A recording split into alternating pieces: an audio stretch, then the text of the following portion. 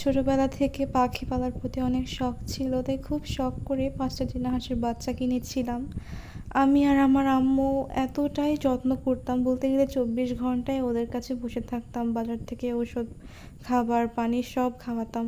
ওরাও অনেক সুস্থ ছিল। 1 মাসের মধ্যে ওরা অনেক বড় হয়ে গিয়েছিল। কিন্তু কালকে 17 তারিখ যখন গিয়ে দেখলাম যে ওরা 5 ভাই বোন ছিল, 4জনই মারা গেছে। আমি এত কষ্ট পেয়েছি যা কখনো বোঝানোর মতো না। আমি পুরো দিন অনেক কান্না করেছি। মানুষ যেরকম বিড়াল পালে ওরকম আমি হাঁসের বাচ্চাগুলোকে পেলেছি। ও শুধু বেঁচে আছে। আমি কান্না করতে করতে পুরো দিন আমার অনেক মাথা ব্যথা ছিল।